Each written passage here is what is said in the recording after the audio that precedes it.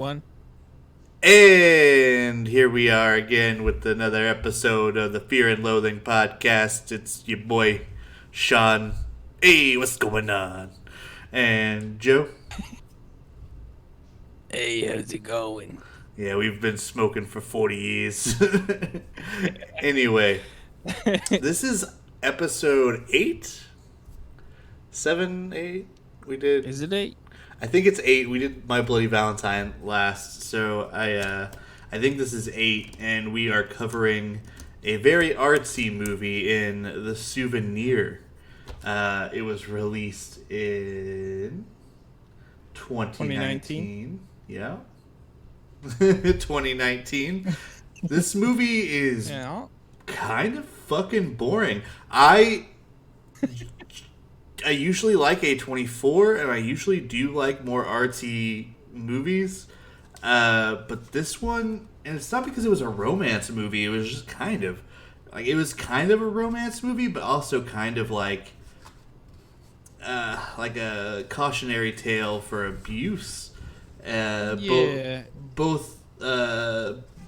Both in a relationship and drug abuse, because it was just like that aspect of the movie I really did kind of enjoy. I didn't enjoy that that abuse was happening, but I enjoyed the portrayal of it, because I feel like a lot of movies don't. There's a lot of movies that portray abuse, but this was like realistic. Very subtle the way he was abusing her. It was more like against kind of like pinned her down in a way. He kept like he was like demeaning her, but he was definitely demeaning her, Yeah, but it was more subtle and it wasn't like you're a piece of shit. It was like, well, I mean, have you ever thought about not sucking out art? yeah, yeah, exactly, stuff like that where he would just like, he'd be like, "Well, what are you trying to say?" And he's like, "Well, maybe you should say it in a different way," or some shit like that. Like he would do stuff like that because she's a very artistic character. Her name is Julie, and we get introduced to her pretty early on, as you would, because it's the main character. And then like he comes to this party where that she's having in her apartment, and they kind of hit it off there. But he's like so boring about everything, and I don't know how the fuck did he catch her eye? Like it's just like, That's what I'm saying. because even like their first conversations, it's very apparent that he is one of the most boring motherfuckers on the planet. Very monotone, one note, always smoking a cigarette. Incredibly Never dry. like sounds like he's very dry. Never sounds like he's into the conversation. He jokes a lot in the movie, but he talks like this, and Yeah, he's like, "Oh, I'm just kidding." like yeah, like there's Like it this doesn't sound like you're kidding. there's like this scene where they're in bed, and he's just like laying there, and he's like, "Well, this is all the pillows are on. I don't have a lot of room. I'm on a ledge, and you've got like an inch, or you've got like a foot of room on your side that you can take up. We're gonna use your stuffed animals and build a wall here to show how much room, or what the halfway point of the bed is." And it's supposed to show him having some semblance of charm, but the whole time I'm thinking, I'm never gonna like this guy. I don't know why you're trying to make him Yeah, somewhat likable, because he's already shown that he's manipulative, and he's at this point in the movie, he's showing that he's manipulative, and he's kind of fucking mean. Like he's a twat. I wrote that in my notes that Anthony, they call him Anthony, but I think that's Anthony for British people. But I wrote in my notes, Anthony is a twat. Um, end of sentence. um, but I like that the movie kind of begins with some still shots of like some kids, and then it's got narration, where Julie is narrating over it, and she's talking about a story that she's writing to become a feature film because that's her plot point in the movie. That's her desire. That is what she is working towards in this film. She is narrating about a character that she's writing that is obsessed with their relationship with their mother, and then at the end of the movie, the character of the mother ends up dying. Not the movie we're watching, but that's what I even wrote in my notes that I predict that Tilda Swinton, who plays the mother in this movie, I love Tilda Swinton. I think she was kind of wasted in this movie. Like she had her good moments, but she was kind of just like the mother who the main character would bum money off of, and then she would have something to do, but not really. She was just kind of that character who was just like Yeah. there was She nothing didn't really for her. talk a lot. She had like maybe a paragraph of dialogue in the whole movie, And I maybe kind of two paragraphs. I kind of get it. It seemed like a vehicle for her daughter because her daughter was the main character. I don't know if I don't know if Honor Swinton has done much of anything. I mean, we can look, but I don't know if it's her debut. It looks like it was her debut. No, her debut is a movie called I Am Love. Oh, it was a cameo role though. So her actual first her first like main role was the Souvenir. So yeah, it seems like Tilda Swinton really wanted to give her daughter some kind of limelight, which is good because she was fantastic. It's just this type of movie, I feel okay. So I can imagine people liking it because it is well put together. It's well shot. Um, Oh, the cinematography carries it. It's a very, very, very slow paced movie. But the dialogue, like I was telling Sean, um, is very organic. Like it feels like real conversations. How like one person will kind of like their dialogue will overlap another person, and sometimes people talk at the same time. Cinematography is beautiful. It's like well shot. Like there's some really, really cool creative shots in there. There's this one where um Julie's kind of like standing in her apartment, and Anthony, you see him uh kind of like on the other side. It looks like he's like standing in the same room but on a separate side, and she goes to walk towards him, and they like walk at the same time, and they just like disappear, and it's like they were filming into a mirror. I'm explaining it so shittily, but it was a very, very cool shot. They have a lot like that. Um, but it's just the pacing's so bad. It's so bad. It did not need to be 2 hours long. yeah, well, the pacing was almost like molasses. It was like trudging through mud, and it was just, and I don't know why it was like that. I feel like, I mean, it wasn't supposed to be a fast paced movie though. I mean, No. and I feel like it tells a lot in the 2 hours, kind of like, not honestly, not really. It doesn't really tell much. Like we could break down this movie in probably like half an hour, but we're gonna talk about it longer, just because I have more to say probably, and we also want to at least reach an hour on these episodes. Yeah. Um, but so yeah, pacing very very slow, like molasses almost. It's And it's almost like an achievement to get through the movie and still be able to retain anything that happened. well, the important parts are the important parts for a reason. It's just Yeah. I'm gonna be honest here. I almost fell asleep near the end. I don't know if I don't know if I were.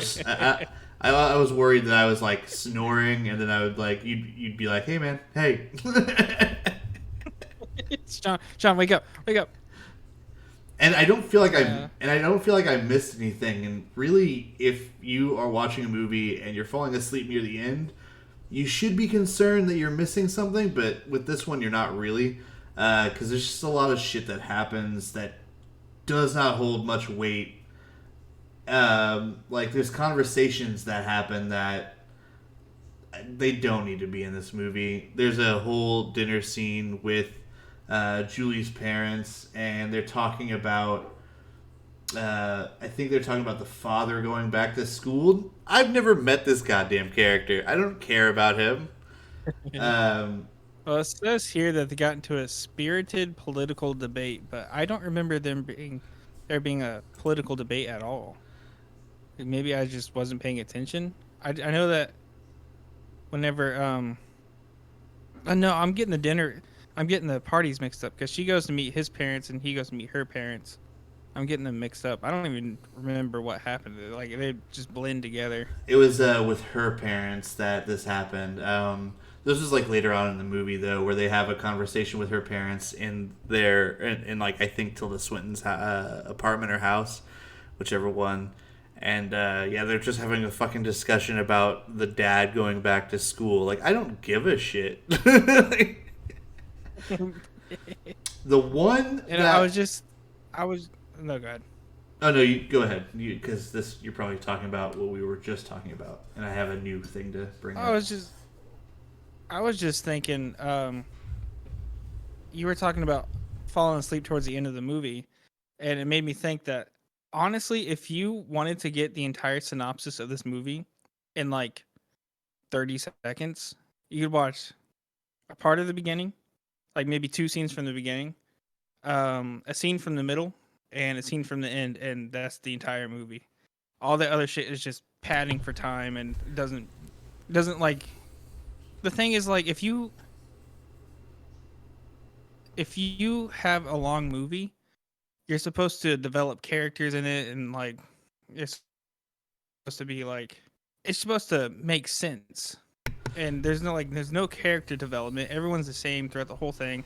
There's like slight character development in Anthony, but it's not much. You can't really tell because he's so monotone and one note the entire movie that he just seems the exact same.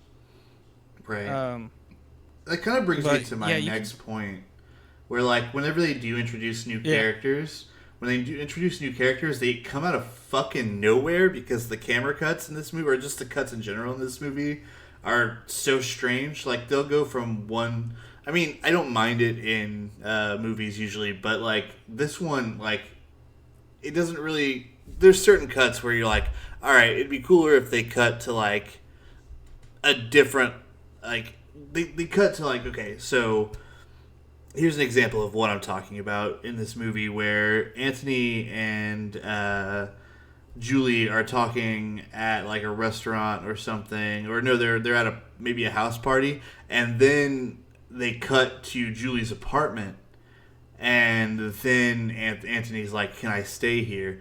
I thought they were in the same goddamn building. I thought they were in the same like so you guys are at a different location and then you guys are hanging out and then you cut to where they're in Julie's apartment and then he goes, "Hey, can I stay here?" I thought that he was asking Julie if he could stay at the house where they were at. Like and I was like, "That's not her call, my guy." And then and then you explain to me, "No, I think they're in Julie's apartment." I was like, "What the fuck?" Dude, they did that all the time. It was really nauseating because it was just like certain characters I think one of her friends played by I'm gonna butcher this last name so bad, but Richard Ayoudad. Hey, Dad. Um, he played Patrick, which was one of her friends, and he was only in it for a scene, and he's basically just like kind of like exposition machine. Like he didn't really, he just kind of like he Yeah. like so what this movie does really really well and really bad at the same time is the show don't tell, and they show a lot and don't tell anything, which like it works for certain movies, but you got to tell at least a little something. And he was kind of like being like exposition-y, but he was being um, very vague. You had to like really pick apart what he was saying to get anything from it, and they just had a lot of scenes like that where you had to like really pay attention to what they were saying to find out what was going on in the movie. And show don't tell works, but you have to do it right. And this movie did not do it right. Right. Yeah. No, I agree. Uh, I liked the scene with the dude from the IT crowd though, because it was like, which is the Richard fuck I don't know. Yeah, He's I know. I'm not pronouncing that last name. You tried. I don't know if that's correct or not. I tried. I have no idea. But I liked the scene because, like, yeah, he was just a random character thrown in, but it was like, oh, they're hanging out with friends and we haven't met them or anything. But he was very observant, and I didn't really catch this at the beginning. Whenever um, Anthony and Julie were in bed, and she was pointing out something. She pointed out a sore on Anthony's arm, and she was like, "Does it hurt?" And he was like, "Oh yeah, it's a little sore." And then it took me a second, but like we finally got to this scene, and they kind of splayed it out in front of us.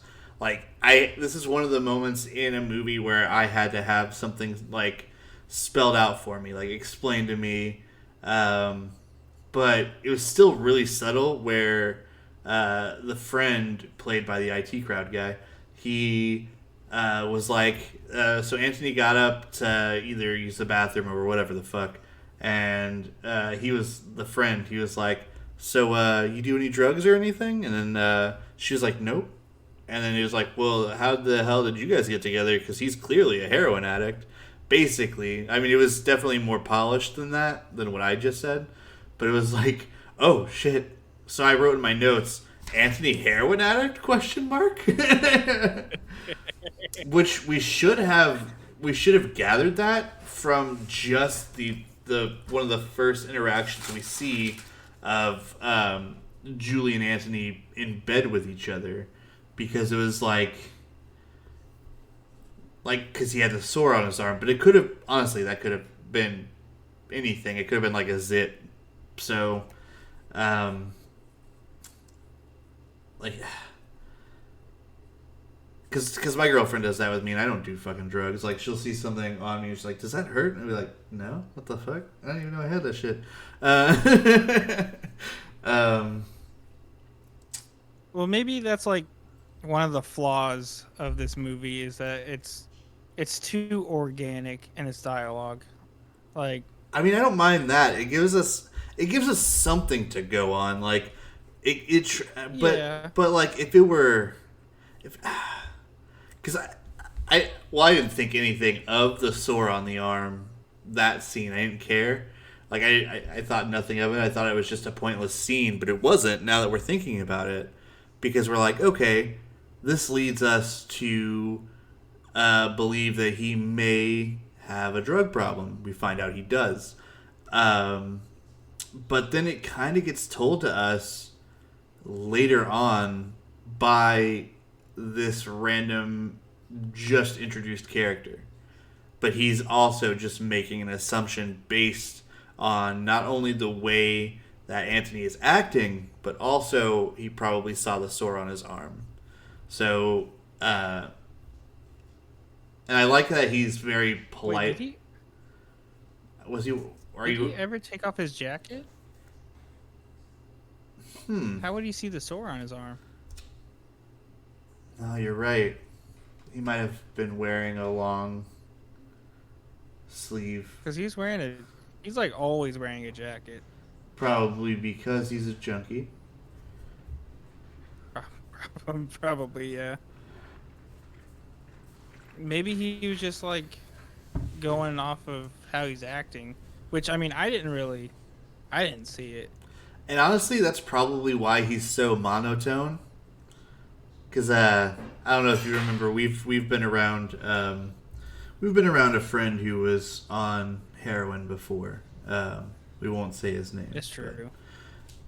he's he's clean now. That's all that matters. Um, Good, good. yeah, I've been talking to him, kind of making fun of him on Instagram. Every time he posts something, I'm like, "God damn, your forehead big." I was like, one of the jokes. I was like, did you take a picture in a fun house, motherfucker? Looking like Pennywise.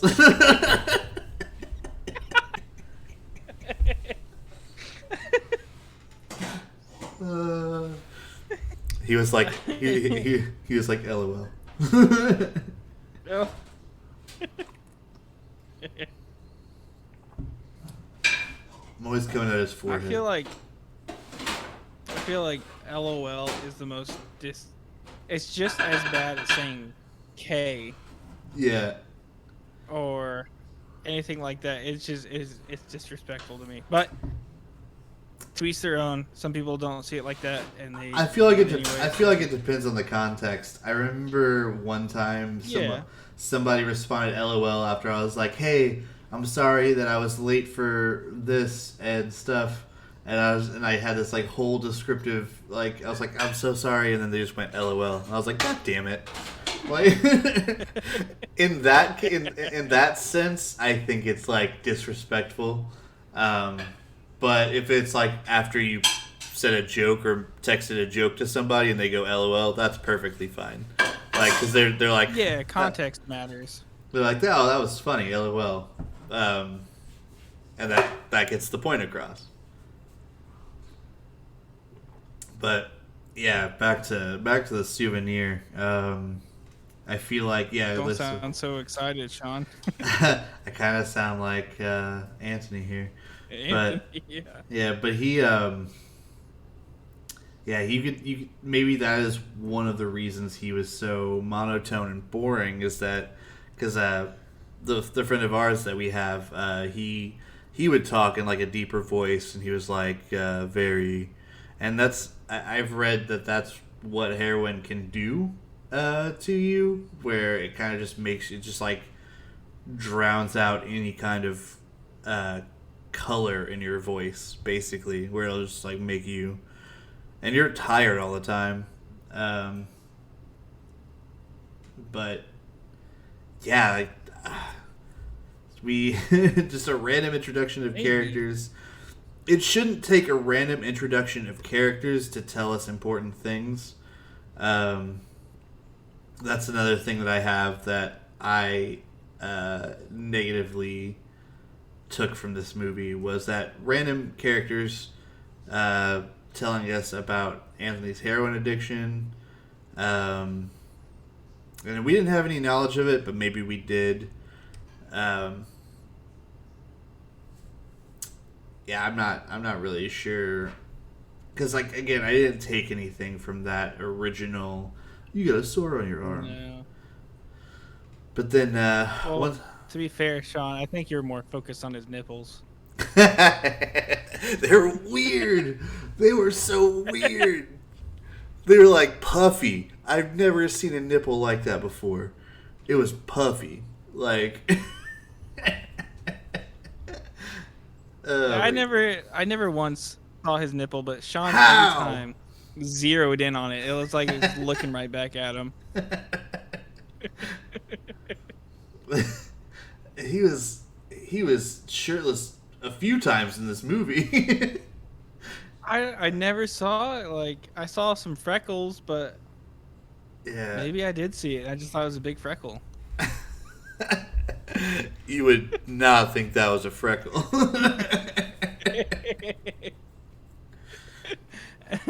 It was like an eyeball. It was like seeing a It was blinking, pink eyes in winking. the wall. It was like seeing fucking, yeah, pink eyeballs in the woods staring at you, and you're like, "Oh shit." That's a monster. Anyway, they get done with that dinner gathering, the get together with the random friends, and then Anthony and Julia, it shows them entering the apartment, and it shows that Julia's film equipment has been stolen, and we find out that Anthony was the one who took everything. So, for some reason, they stay together after this, even after Julia finds out that it was Anthony, because Anthony doesn't he tell her, or does he like? I don't remember, because It was like they had we came in, like the scene started after I assume he told her, because it was like in the middle of a conversation where he's basically just like saying that he did it, and well, she was basically like, um, it was just in the middle of the conversation. Like I assume he told her, and then we came in at the middle of the conversation towards the climax of it, and he's basically just like, this is where he's being really manipulative, yeah, and he's like acting like he's the victim, and he's basically saying that, like, yeah, I did it, and if you can't get over it, then we're just not going to be together. yeah, Is and, basically what he was saying to her. and then she apologizes to him for him stealing her shit. And this is another thing. He keeps asking Julie for money. In turn, Julie is asking her mom for money. So she's not doing. She's a starving artist, first of all, and he's a heroin addict. So that is not a great pairing, because she's borrowing money, and she keeps going, "Oh, I just need it for more film equipment, Mom. I just need it for more film equipment." So she keeps buying, or she keeps borrowing like 200 pounds at a time. Um, and then I want to. what's his face? He's like, "Oh, let me get a tenner," like all the time. Like I think it's like 2 or 3 times in this movie that he goes, "Oh, let me borrow $10 or 10 quid," as he says in the movie, because they're British. But he he's just like, "Yeah, let me borrow 10." He's like, I won't need 10, but let me borrow 10." He says like, "Let me borrow," and can I get a tenner? He doesn't ask politely, and he never says thank you. Yeah, it was so weird whenever he asked her for 10 quid, and then he just leaves the room and says bye, and that's it. Like, no, thank you, nothing. Yeah. So that plays a role in probably them breaking up, but then they end up getting back together. What was that scene where Anthony, like, there's a bunch of like, what are they, like postcards or note cards? I was just thinking about that. He had arrows point like on little post-it notes or like little pieces of paper leading up the stairs, going to this like stuffed doll on the windowsill, and then whenever she gets to the doll, you the camera shakes a little bit and you hear an explosion outside, Yeah. and she's like looking, and the next scene they like was the like on the radio they were talking about it, but it never gets brought up again. Yeah. So parts of this movie, Anthony starts to, or he talks about like a bomb going off in the city. So that's very weird. So we are led to believe maybe Anthony did something and planted a bomb in the city. But yeah, that doesn't get brought up again. Like they don't have a confrontation, or he doesn't admit to blowing up part of fucking the UK. I don't know where they are, but I know they're in. I know they're in London. Yeah, it's Well, London. like maybe it was like this is a very artsy film, so maybe it was like something metaphorical.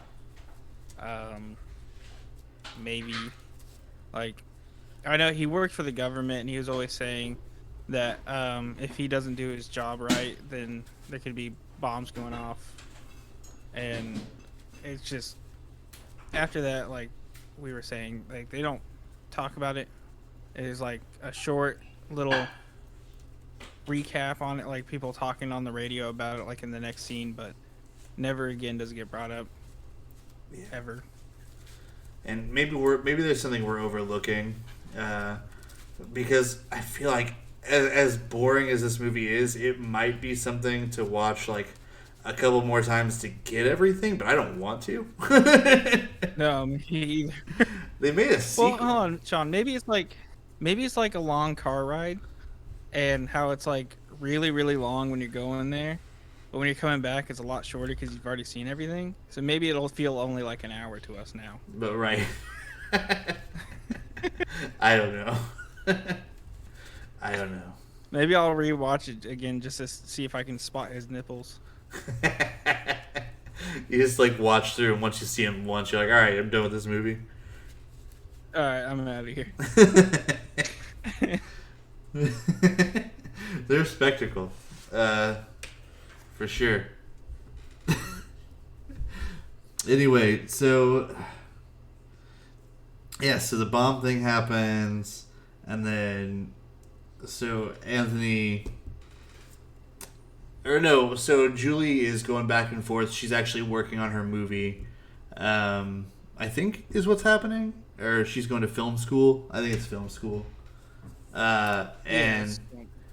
and here's the thing, Anthony brings up. Well, it's later. Never mind. So Anthony, she comes home from film school after she's been kind of sick. She has flu.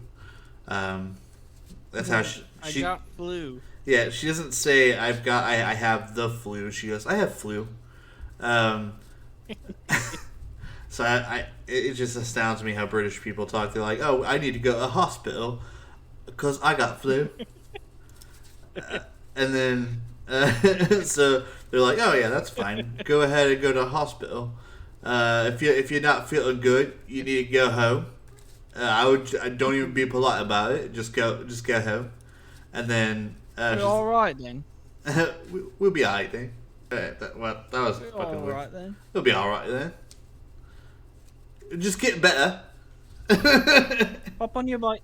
Hop on your bike. Get out of here. Go. You need to get better, and home is where you're going to have to be. So she goes home, and she gets surprised by some random dude. And it's another guy who is on heroin, and they have this very awkward scene where she's like, you need to get out of my house. You need to get out of my house. You need to leave. And he's like, nah, I'm sorry. And then they just keep apologizing to each other. But she's just like, get out of my house. I'm sorry, but get out of my house. And he's like, what? And then like she eventually shuts the door on him. And then she kind of walks away from the door for a second, and then he knocks. And she's like, what? And he's like, I need to get my coat. But this dude... My coat. I'm Yeah. sorry. I just need my coat. I just need my coat. But then she does not let him back in for the coat. Which... So we're led to believe he's still waiting out there to get his coat. Yeah. Every time she leaves, he's like, you got my coat then. And then she's like, fuck off. Piss off. You're taking the piss, mate. No, I just need me coat. Please, it's cold out here. I just need me coat. I've been cuddling with stray cats for weeks. Please, just give me me coat. Oh my god. But yeah, so that happens. He was also a heroin addict, or maybe even Anthony's dealer. But I don't know if that was the last straw, because after that, Julie starts to hang out with other people and other guys, and I think she has sex with one other guy. No, it was a little after that. She Anthony gets arrested, I guess, is what the synopsis is saying. And then whenever he gets back, she's got his needles and heroin sitting on the table, and she kicks him out. Right. Okay. Yeah. So there's a scene where they're sitting at the table, her and Anthony, and she's like, "Are you on something right now?" And he's like, "Well, you need to be more focused on preparing for whatever you're preparing for." And then she's like, "I am preparing. This is me preparing." And then she's like, "I'm worried about you. I think you're on something." And then he's like, nah, I'm okay. You're crazy, basically. Gaslighting her. Uh, and then, yeah, so it says here that she begins to take on the responsibility of his addiction. So I guess, was she buying? Because I missed this part. Was she buying heroin for him? There was one scene where I think she was, because I was thinking the same thing. Um, she like this is before the breakup. I'm assuming. This is actually before. This is She, actually before the strange man in the apartment. I think so, because she drives someplace. I don't know if he was with her or not, and she goes inside of an apartment that they were at earlier.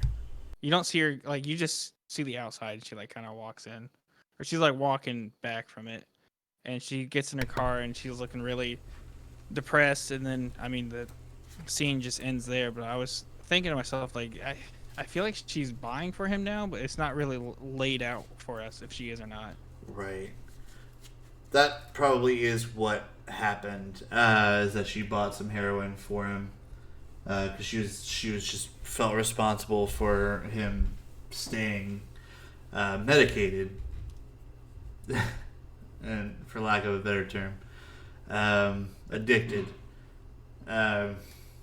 So yeah, then she finds the strange coat guy. Not that his coat was strange; he wasn't wearing a coat. Me coat, please. Give me my coat, please. I can't sleep Please, with me coat. I can't sleep without me coat. My father gave it to me, please. Oh, Me coat. then she gets flu. Then she gets flu. But yeah, she gets exposed to it through Anthony, or Antony. They say Anthony in the movie. And then he ends up getting arrested, and that's when Julie asks Anthony to move out. She's like, "You need to get the fuck out of here," basically. And then she starts to like get her life back on track. Everybody's super stoked for her. I'm stoked for her. She's not with that boring ass piece of shit. Even I mean, I was watching this part and I was like, "This is the most enjoyment I've gotten out of this movie." I was like, "Oh yeah, no more weird nipples in this movie." But then she like hooks up with this dude. He's just like standing at the foot of the bed, and he's like just taking off his shirt at first. I was like, "Oh, he's got normal nipples. That's cool." And then I don't know why I'm so fixated on nipples in movies. I feel like that's like a trend for me, where I'm like, now you guys know.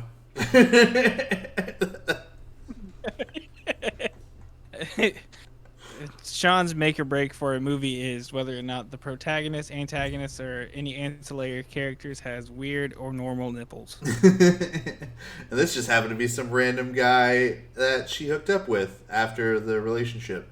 And he had They hung dong in this movie. yeah. Sean was A dick. Sean was talking about it last movie, how they don't hang dong enough, and I mean they did it. Yeah. It was very, very creepy the way they did it, though. He was not breaking eye contact with her, just taking off his pants really slowly. It was very uncomfortable, but I mean, they hung dong. And he had some tidy whities on, but he was like, he pulled down the tidy whities. I was like, "This is happening," and then bam. This is no cutaway. Speaking of cut, he was not. He was uncut, uncensored. I almost spat out my coffee. I spit it back into my cup. I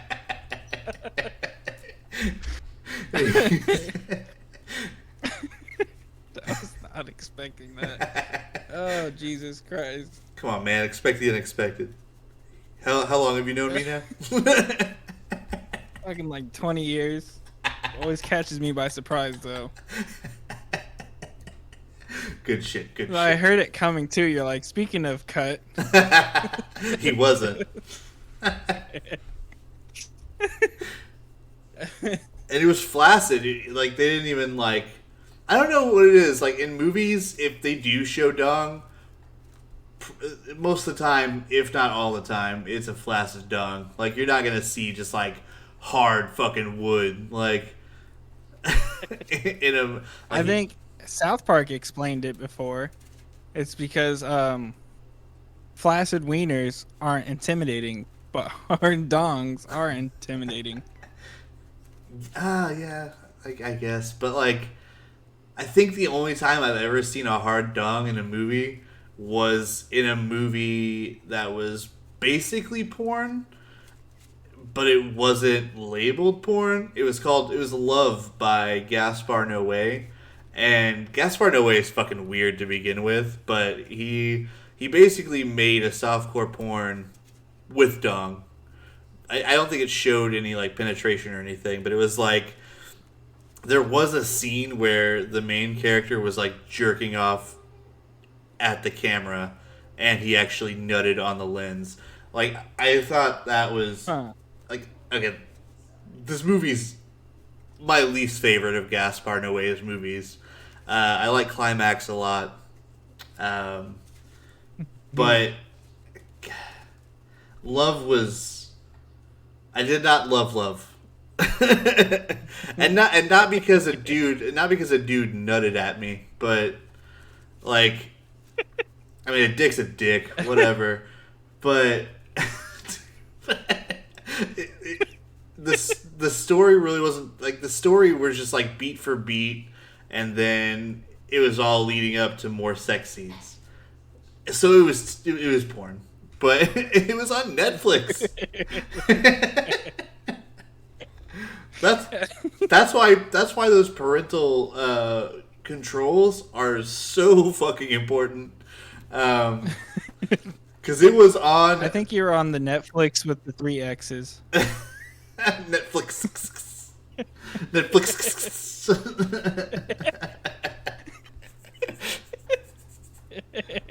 Yeah.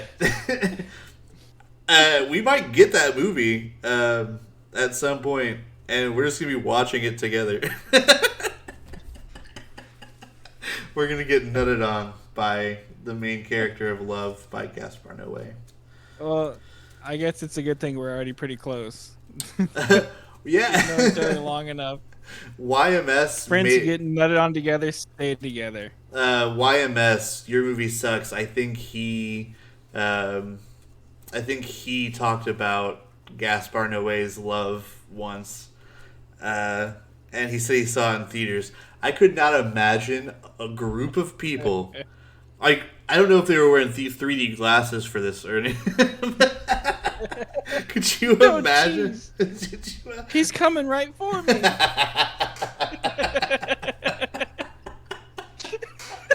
He's coming right at me.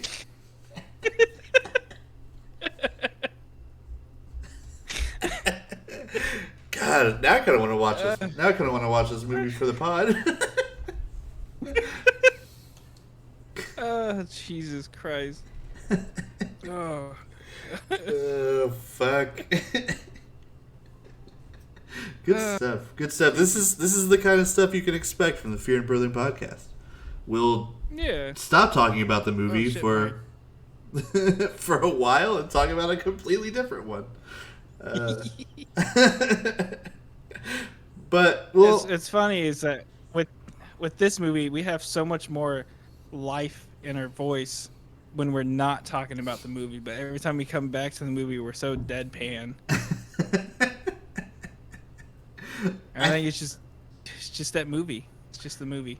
It's weird. Like I had so much fun watching My Bloody Valentine, and that movie was leaps and bounds shittier than this movie. Like yeah, but I think that's what made it fun.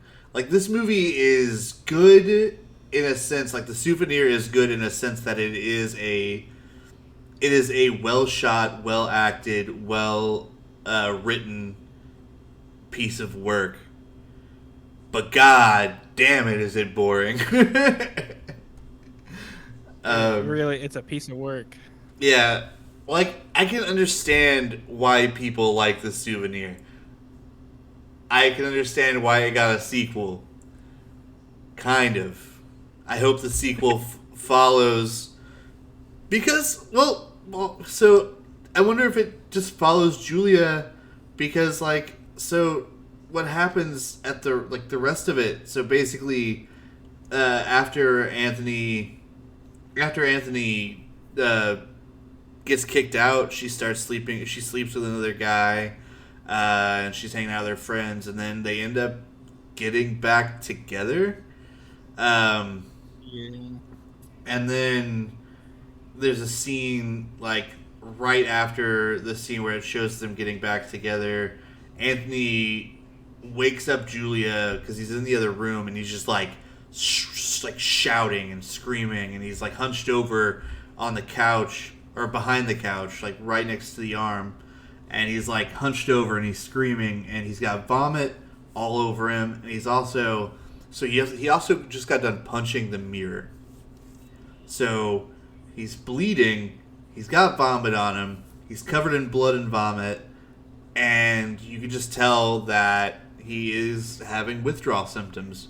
And he's just hunched over and reaching for blankets, and maybe that guy's coat. I don't know. They never gave it back. That poor guy. In the movie, he's still just out there. Please, for the love of God, I'm so hungry. My coat. Please.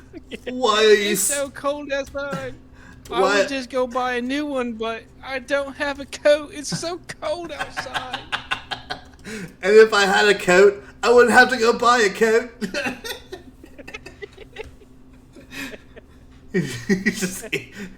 He just refuses to go anywhere until he gets a coat. He's starving to death. You can see his ribs and shit. Just out there, it's slightly warm in this apartment building, but I know the second I stand outside, I'm gonna be freezing, and I'll have to go and buy a coat, and I don't want to do that. It's too cold outside. Just please, Julie, please, miss, just get me my coat, please. And then she just keeps walking. He's like, please. Oh my god. So he punched the mirror, he's bleeding, he puked. He grabs a coat and the blanket, and he hunches over on the couch, and I think he goes to sleep. I don't remember anything that happened after this. I really don't, besides the very end of the movie. So I think this is right before the end of the movie. I think this is like a scene before. Right, because this movie doesn't fuck around with the timeline. It's very. It's like we said, it's cut so weird. I don't know if they had more footage and then they just edited it out for time, but I can't imagine them having that much more to say. Because, god damn. Honestly. And probably what they cut out was just more bullshit. And they had to have More people being vague. Yeah. If there's a director's cut of the Souvenir, I don't want to see it. Because, fuck. 5 hours long. Yeah. And it's the same pace. You know we're eventually going to get something like that. Eventually. Where it's going to be I know. and we're going to sit through it. I'm just so glad I have a Keurig in the other room. Oh yeah, me too. And fucking arm's reach, honestly. Yeah, mine's in the kitchen, and I'm actually my desk is right by the kitchen, so I don't have to go far for a Keurig. Hey, mine too. I just have to, and I can still hear you whenever I go to the kitchen. Yeah, I'm using headphones, so I would have to wear my headphones to.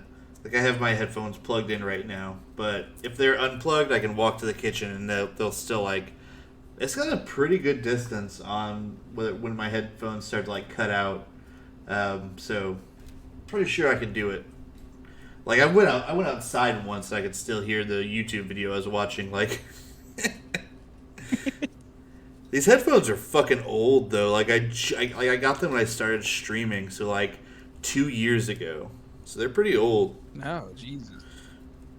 They're starting to I got mine like October, I think. they're starting to fray a little bit.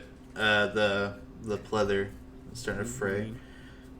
Yeah, but they're still good. They're still good quality, and I like that. I like good quality They're headphones. loud as fuck. Oh yeah, they're so good. Like what? Mine are pretty loud. One of the first movies I ever watched with these headphones was Aliens, James Cameron's Aliens, and I heard fucking everything. It was beautiful. Game I over, know. man. I played video games.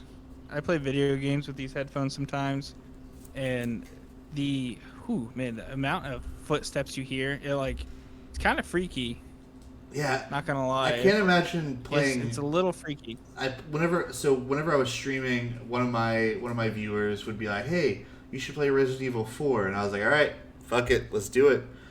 We got pretty far in the game, but yeah, wearing headphones with that game freaked me the fuck out. Resident Evil 4 isn't even Yeah, Resident Evil 4 is not even that scary. But it was pretty scary with the headphones on. There's a dude sitting outside with a it's fucking chainsaw. it's the ambiance that gets you. It's like the little sounds that they put in there to freak you out is what gets you. Yeah. It's not so much playing Dead Space with headphones on would probably freak me out a lot because they do have jump scares and the jump scares work in that. Like a lot of times you'll see it coming, but it'll still get you. But the the nuances and the sound is what will really get you in that game Yeah. because you'll hear like little critters and shit like running through the vents and like they won't do anything to you. It's just mainly for spooking you or getting you like in the like immersing you. Yeah. Absolutely. Immersion is important. I don't really play video Oh, games. I don't really play video games much. I play a lot of the Pokemon TCG. Even when I'm at my computer, that's really what I do is I'll watch some YouTube and play some Pokemon TCG, and it's nice. It is very nice. Uh, I'm really only like into right now. So when Elden Ring came out, it was my second From Software game that I played. The first one was Sekiro, which I only played a little bit because it's really, really, really hard, and I got burnt out on it. But I got into Elden Ring, and then it kind of like sent me down a rabbit hole, and that's really I just play From Software games really, hmm. like one specific developer set of games. I'm just obsessed with the Pokemon trading card game and Pokemon in general. Um, I still play Scarlet and Violet and like Brilliant Diamond and shit like that. Like I haven't in a while since I beat Violet. I really haven't touched it. But yeah, I beat the shit out of that game, and then like I just get the enjoyment from the TCG where it's just like a never ending because it's not a game that you can beat. Like it's just you play against other people, and then that's it. Like and you just keep playing. And I think with them sunsetting the other client for the Pokemon trading card game to a worse one visually, I hope they put a lot of effort into dumping assets into the new game and or not assets, but so they're gonna have to put a lot of work into Pokemon TCG Live. I think it's okay to play right now. Like I have been playing it. Mm. It feels okay on like the gameplay aspect, but it just looks like shit. Uh, it's hard to look at. Whereas Pokemon Trading Card Game Online was visually, eventually it got really good visually, and it was really nice to look at. You've seen me play that. Um, where it looked nice.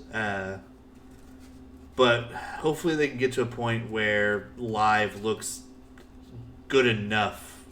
Honestly, that's all I care about is if it's good enough. Because as a Pokemon fan, you're just gonna take it. Like, and that's I that's so sad to say.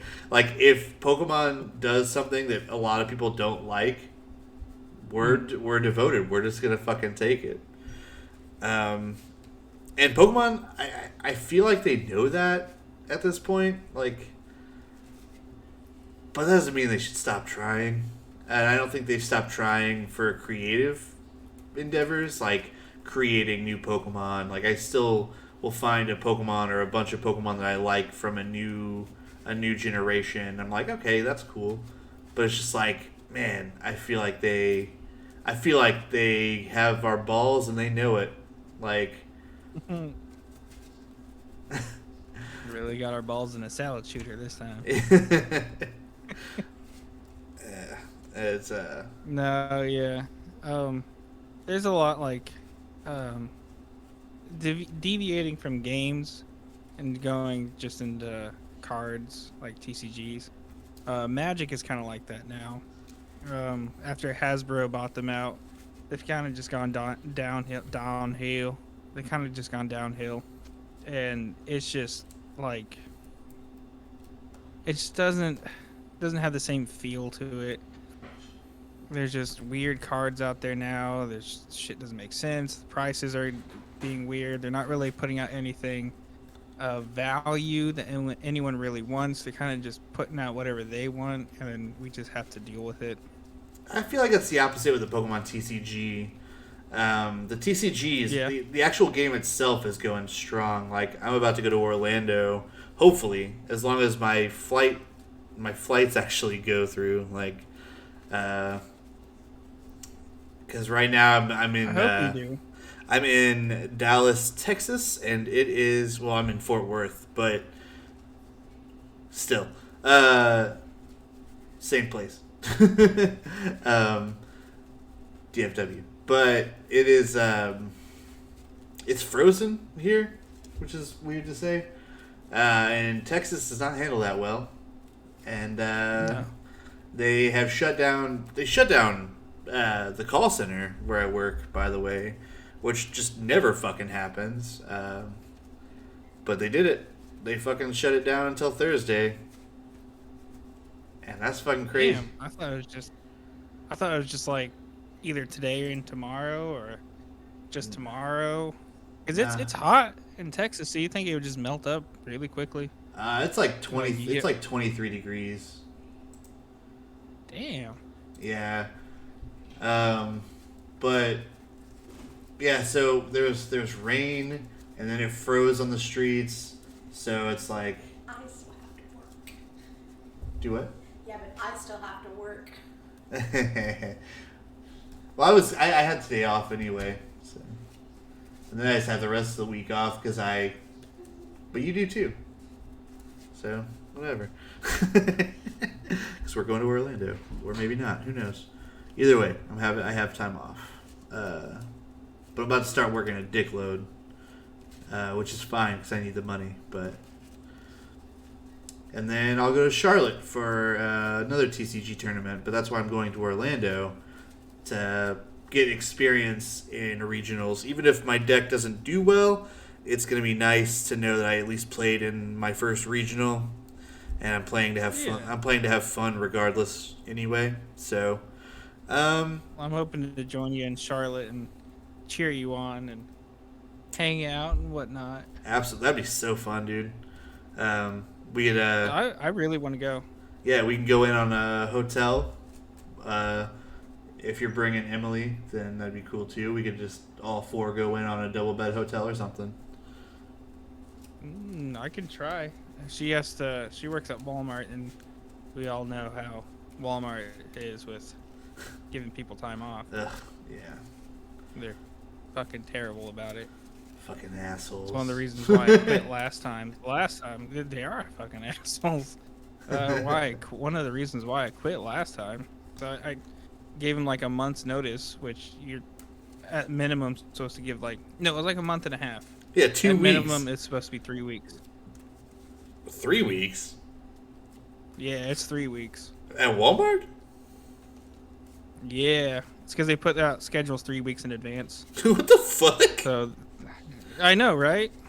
And I gave him a month and a half, and I kept trying to get people to I kept talking to coaches, and I kept talking to like people in the back, try to get something like get them to look at it because it was pending for the longest time, and they just kept giving me the runaround like, yeah, we'll get to it, blah blah blah.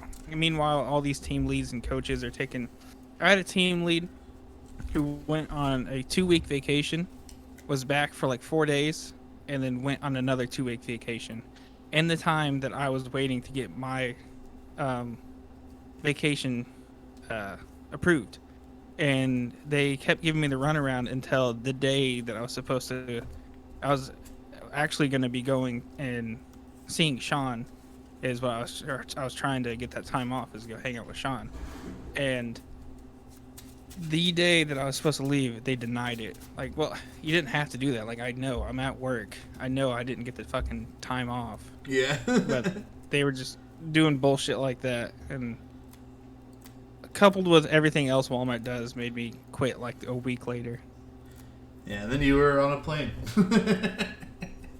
Yeah, I took my vacation around that time, regardless. Oh my god. But I say what the fuck for the 3 week thing.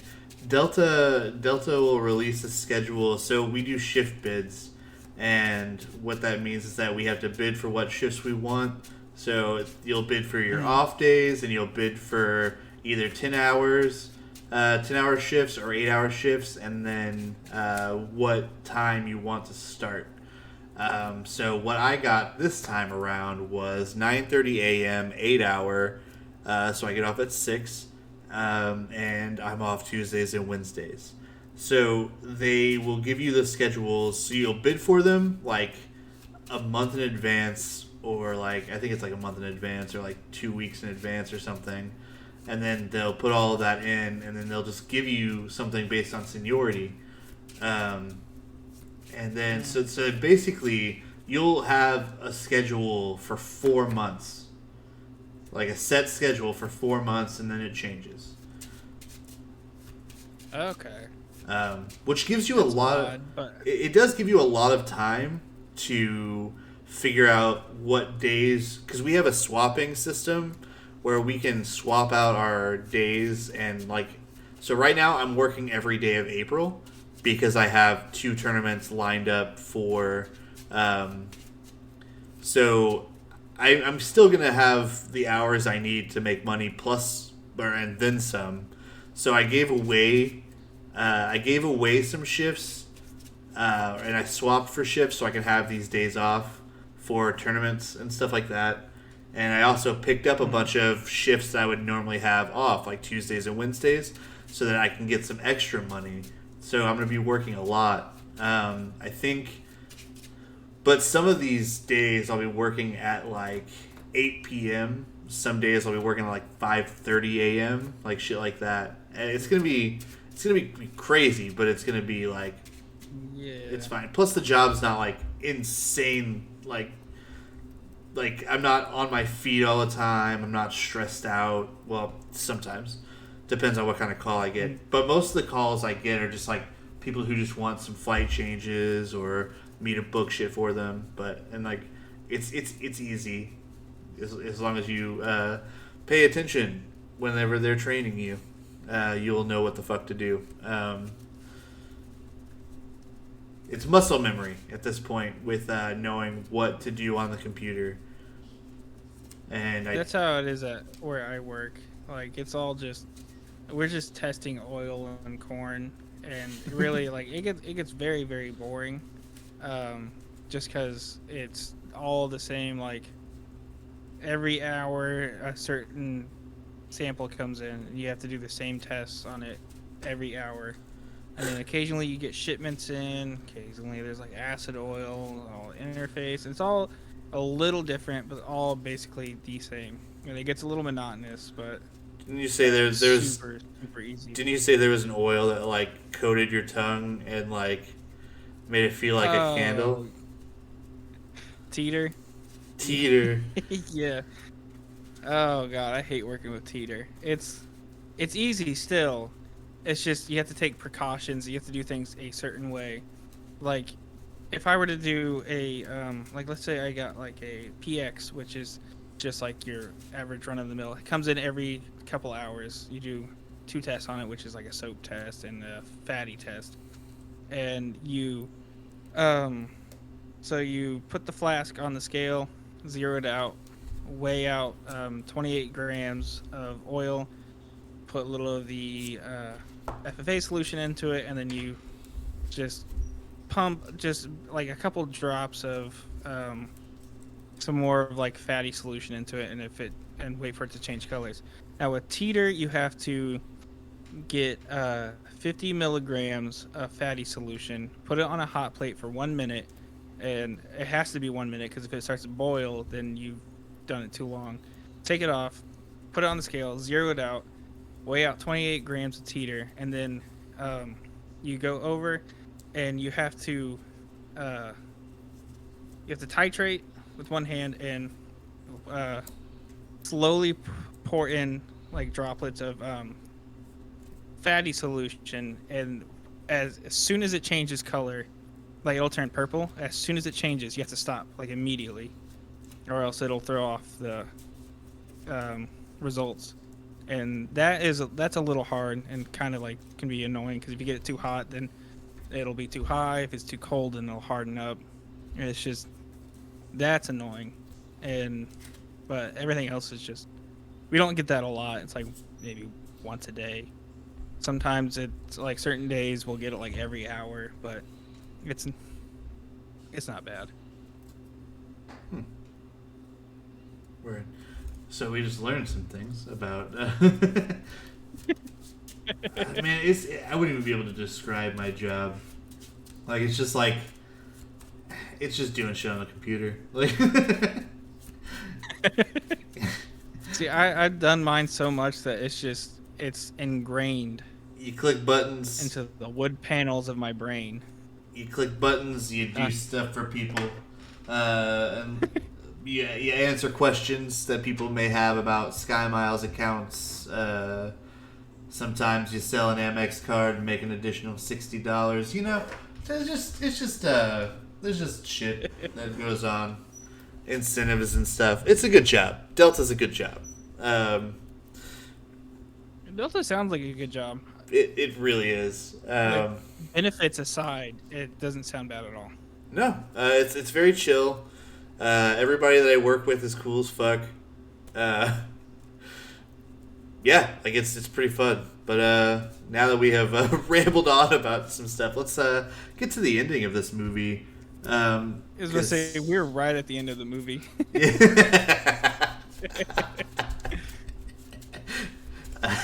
I feel like we're finding our groove here with the podcast too. Like I feel like the first two episodes is when we were like starting to like we didn't really know what we were doing at first, and then like the third episode we started getting more and more into it, and then it kind of just progressively got to right here, right now, where we hit our stride, and we're just like now we're just having fun with it, and I really enjoy that. So yeah, it's super easy now. It's just we talk about the movie, bullshit, and then try to fill out an hour and a half, really. Yeah. It could be an hour and a half. Is really what I kind of want to do with it. It doesn't have to be because same here. There are some podcasts that are like 3-4 hours long. I'm like, I'm not listening that whole fucking time. Like I'll speed up a podcast that's an hour long and I'll be like, yeah, it only took me 30 minutes to listen to this. So I speed up every podcast. So I assume if anybody's listening to this, 1.2 or 1.5 might be too fast. Depends on how quickly we're talking. There's podcasts I listen to where they talk way too fast already. And like 1.2 is pushing it. Like, but like I try to do 1.2 for everything. I I even do that for YouTube videos sometimes, where I'm like, 1.25. Let's just get through this goddamn video. Like, it's interesting shit, and I'm just trying to soak it up as quickly as possible because I got other things I want to do. Yeah. I got other shit to My watch. attention span's too short. Yeah. It's way too short for me to be sitting there for 4 hours. Yeah. I'm like, what do you even talk about for 4 hours? Well, I mean, I used to stream for like 4 or 5 hours. Yeah. I'll watch TCG streams after they've been archived, and then I'll put it on like 1.5 or 1.2, and I'll watch the games that they play and listen to their opinions on the game. I feel like that's a little different because like most podcasts are just like they just sit there and they have conversations. They just talk about whatever, and I don't know. That was always just weird to me. Like we just did.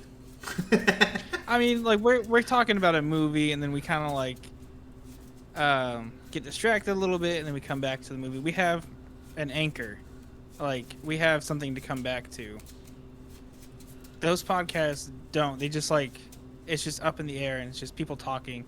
It's kind of like it's just to me it's weird because it's like listening to somebody just like eavesdropping on a conversation. Or like kind of like how late night shows, they're weird to me because I'm just watching two people have a conversation. It's just yeah, it's just weird. Fair Don't enough. even get me started on clapping. What the fuck are you talking about? Clapping is so dumb to me. I don't fucking get it. Like I'll do it. Like I'll clap for people because I get it. It's a social norm, but it's just like why? Why is it whenever we want to show appreciation and congratulate somebody, we just start smacking our fucking hands together? Like this is the most like ape-like barbaric shit I've ever heard of, and I just don't get it. Like we all just do it, and I don't get it. I don't get it. Who came up with clapping? Exactly. Who started and everyone's like, hey, you know what? I like that. I'm going to start doing that. And then it just kind of like snowballed from there. They're like, this is the perfect way to show that we appreciate what they just did for us today. Exactly. I just don't get it. I'll do it. Like, I get it. It's a social. I mean, I don't get it. Yeah. But it's a social norm, and it's weird not to clap. But to me, it's weird to clap. I'll be like, yay, thumbs up, cool, good job. But it's just a clap. And, it's just weird. It's kind of how I feel about shaking hands. It's like... Yeah. It's like when you greet somebody that you don't know, you're supposed to touch them. You don't know where the fuck their hands have been.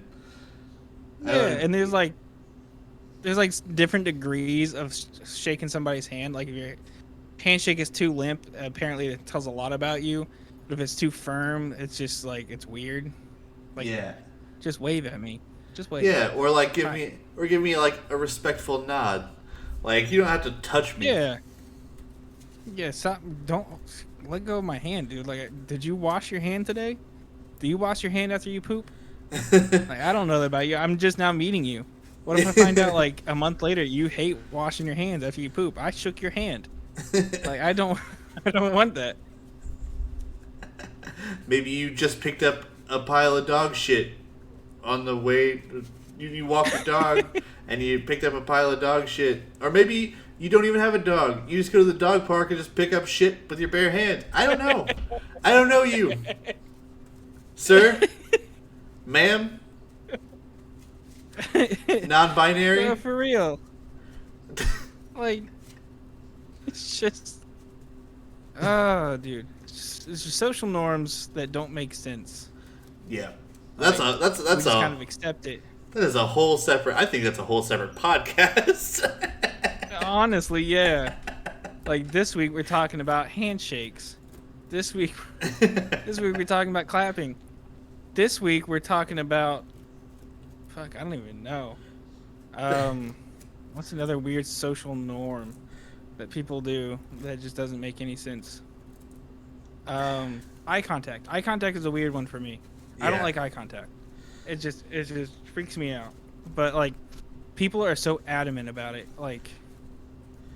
Yeah. I've seen people tied in with the handshaking thing. Like, I've seen people shake hands and then just stare into each other's eyes while they're like introducing themselves. Like, that is so weird. It's like, do you want to freak me or fight me? What's going on? And they're like, You're already both. touching my hand. You haven't touched my hand. It's like, now I want the whole damn thing. Oh. I had your hand. Now I want your hams. No. No. I want your body now. For some reason they talk to you like that. You just start singing. Want your body now. It's like, I didn't know you were Zach De La Rocha from fucking Rage Against the Machine. I want your body now. Oh, the fuck? Where did Tom Morello come from? Oh, he just blows me around. He's just back there. He's just like, where's those wicka wackas coming from? And he just fucking like, a part of the wall opens up and slides out, and he's just in the wall, just like playing. Like, what the fuck is going on? You hear a very faint. And he's just like,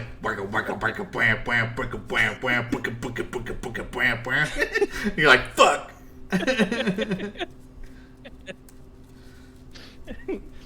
Not again. And instead of a knock, you just hear Zach De La Rocha, and he's just like, "You put it there." It's like, shit. You wait now. It just starts aggressively shaking your hand while staring at you in the eyes. He shakes your hand with his dreadlocks, and you're like, I don't know where those have been. Stop! How are you doing this? They have a mind of their own. Wait, does that make him like a what is that mythical creature? Gorgon. A Gorgon? Is that the Does Gorgon? that make him a Like, Gorgon? is that the things that can turn you to stone? Yeah, Medusa. She was a Gorgon? They just like, yeah, It's like the queen of the Gorgons or something like that. Gorgon, Gore here, Gorgon. Yeah.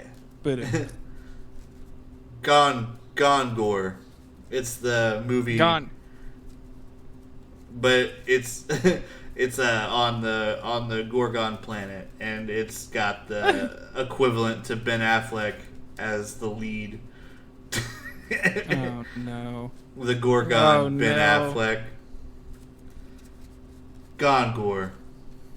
It's Gone Gore. Gore. It's really just like a heartfelt, dramatic movie about a Gorgon. Yes. Anyway, back to the ending of this movie, since we just we said movie. So Tilda Swinton sits down and speaks with Julia, and she lets us know, and her, mostly her, that Anthony was found in was it a porta potty? Something like that. It was a bathroom of sorts. Or it was like a public bathroom, like at a park or something. Yeah, he died of a heroin overdose. Shocker. Because he got back on the sauce after he got clean and tried to make things work with Julie, but he ended up overdosing in a park or in a bathroom somewhere, and then it cuts to Julie laying in bed with Tilda Swinton, who is her mother. Don't be weird. And Julie's like crying, I think, or was it Tilda Swinton? I can't remember. I think it was Julie, right? She was like crying. Yeah. And then the next scene, you see her on a film set, and then she's like, oh no, you were really great to this actress, and then they're working on the scene, and then you just see her open up these double doors. It kind of looks like a barn. And then it's a really cool shot. Like, it's beautifully done. And then, like, it's just, she opens these doors. It's still daylight. It looks beautiful. And then it kind of just ends. Roll credits. It's done after that. And It's all in all, this movie topped out. bored the shit out of me. Whenever Anthony is revealed to be dead, it did not like have an impact on me. I was just kind of like, okay, Yeah. like okay, I kind of figured he's gonna die. Like, I Yeah. don't really care. I thought Tilda Swinton was gonna die because they put so much emphasis on the mother-child relationship in the beginning of the movie. Like, the very beginning, the narration, she was talking about what she's writing, and she's like, yeah, this boy and his mother have this strong bond, and at the end of the movie, you find out that she dies. And I knew something like that was going to happen just because that's how it always works out. Like, that's just a foreshadowing, and, like, it's a very simple, like, narrative tool, like a storytelling tool, is foreshadowing. But it's like, I assumed, like, the mom was going to die, and they were going to have to figure out what to do after that. Especially when she was, like, bumming money off of her, and, like, I was like, okay, this is gonna play a pivotal role. She's gonna die, and then they're not gonna be able to, like, Julie's not gonna be able to bum money off of her anymore, or get advice from her anymore. So she's just gonna fall to pieces. No, Anthony dies. So really, we didn't lose much. No, I think it was supposed to be like metaphorical. How her attachment to Anthony was like a mother and child, kind of like they couldn't be separated. Like, one needed the other more than they both needed each other, kind of thing. Maybe that's what they were like hinting at. I don't know. No matter how abusive, manipulative he was, they, like, needed each other still. Him more so needed her, but, like, in a relationship, especially something that you, like, in their relationship, we obviously don't know. We obviously know the negatives. We saw the negatives happen, but even when negative things transpire in a relationship, it's not for an onlooker to go, you shouldn't be there. And nobody's going to tell her. Nobody's going to tell her otherwise. But. And she ended up getting back with him.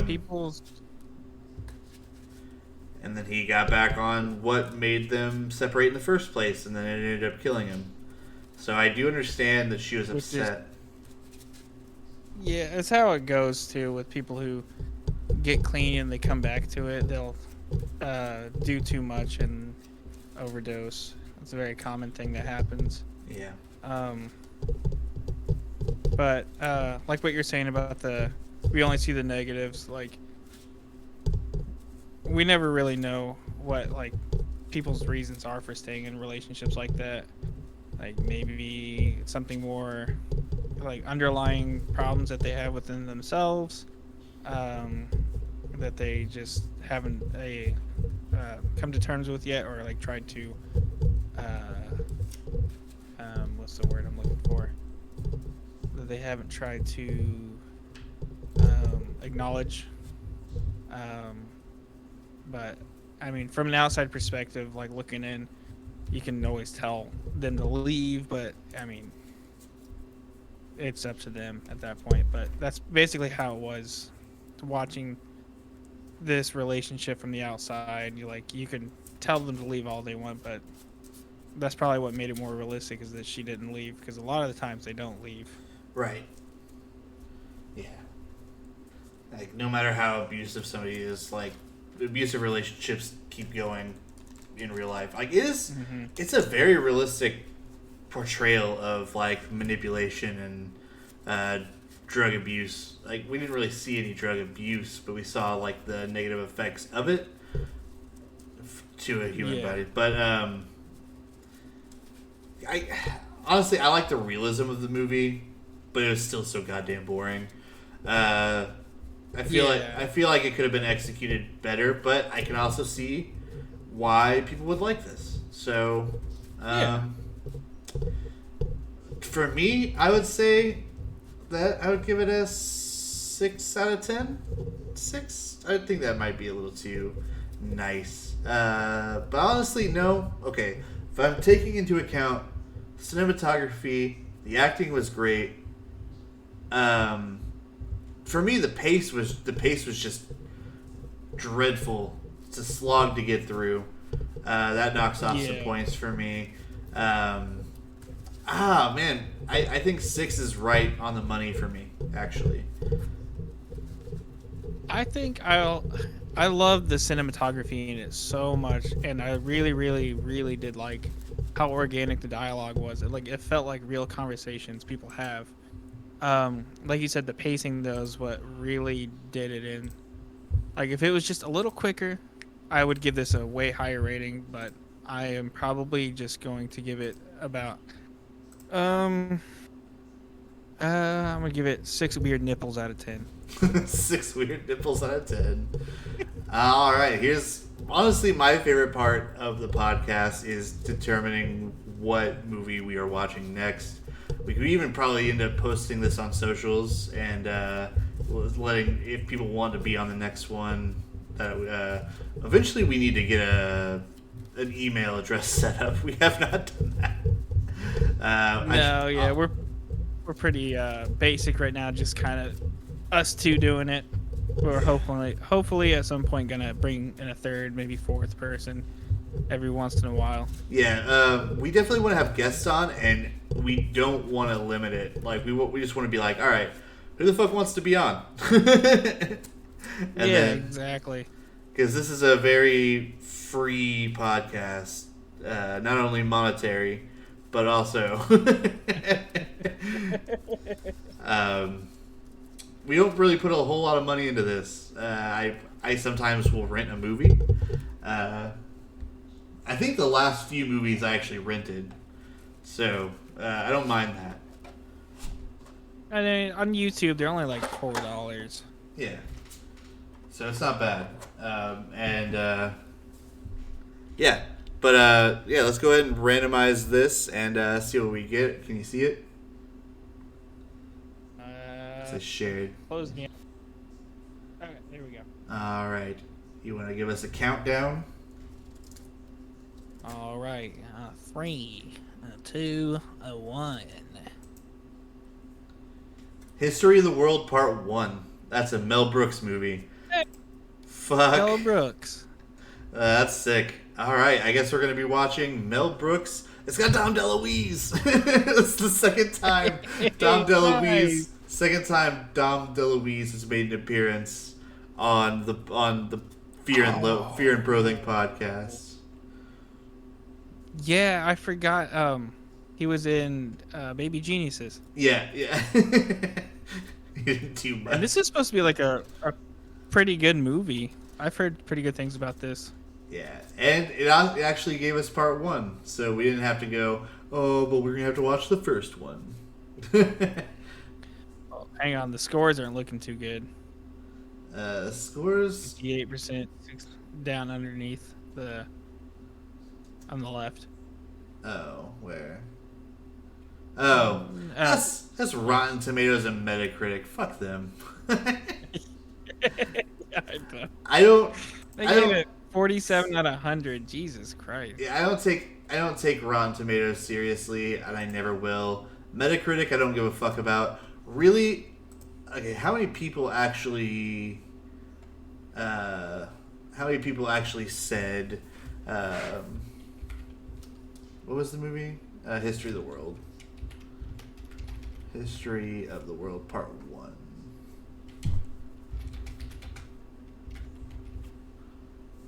History of the World Part 1.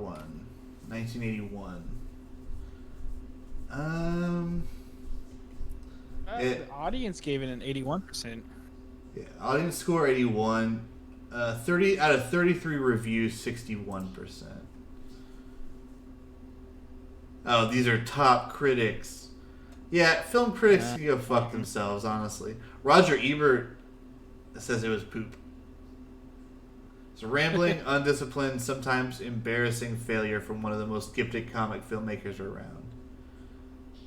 Well, Who's Roger Ebert? he's one of the big names in film, being a film critic. He's like, yeah, Roger Ebert and Siskel. I don't know his first name. That's like Siskel and Ebert. Is it Siskel and Ebert? Siskel. I think it's Siskel. But yeah, I don't really give a fuck about Rotten Tomatoes and Metacritic. I have not actually seen History of the World Part 1.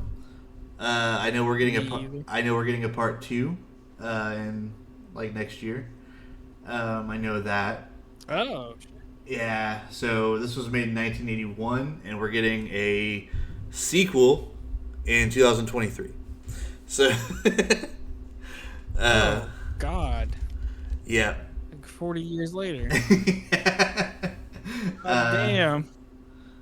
And then he also did Robin Hood Men in Tights. I love that movie. And The Princess Bride, I'm pretty sure Mel Brooks also had a hand in. I think so. I think he did it, yeah. Mel Brooks. He also did Spaceballs. Oh, I do love Spaceballs. Blazing Saddles. Yeah. Blazing Saddles is really good. Young Frankenstein, he did that as well. Yeah. You know? So, yeah, Mel Brooks is great. It's just, let's hope that History of the World is good. Because I heard that it's great. He also did the producers. I don't think with the Matthew Broderick one, but yeah, I love Robin Hood Men in Tights. Spaceballs is one of my favorite movies. It's so good. Yeah, and then Blazing Saddles is great. Young Frankenstein is great. And then I don't think I've seen any of these other movies, but yeah, that's it. History of the World Part 1. Coming soon to a podcasting platform near you. And once Podcasting platform near you. once this is actually released, because I'm not sure what date this specific episode is going to be released, because we still haven't released our first episode, so we're getting In a couple there. weeks. Mm-hmm. So stay tuned for that, and I think we can go ahead and sign off. My name has been Shawn. I don't know what it's going to be next time, but it has been Shawn today. And I have been Joe for as long as that I can remember. About 28 years going so far, so that's the longest record I have held so far. It will probably be Joe tomorrow, and hopefully next week it'll still be Joe. But Yeah. at this point, who knows? Perfect. All right. Thank you guys so much for listening to the Fear and Broathing podcast. Thank you guys so much for listening. If you're listening, we should have an email address. At some point. We're just gonna keep forgetting and just never have one. How do we? Well, at this point, we're 8 episodes in, and we're just not talking about it. I'll probably set one up before we record the next one. That way we can be like, Okay. the Fear and Broathing podcast at gmail.com or something, or FAB 123 at gmail.com. FABABC123. Yes, I'm gonna go for that actually. Yeah. Don't think I won't. I know you will. It'll It'll be like Fabab123. Fabab. Fabab. All right. Fabab123. Like we said, but thank you, and hopefully we'll have that exact email, and you can hopefully talk to us on there because we'll both have access. Yep. Bye. Bye.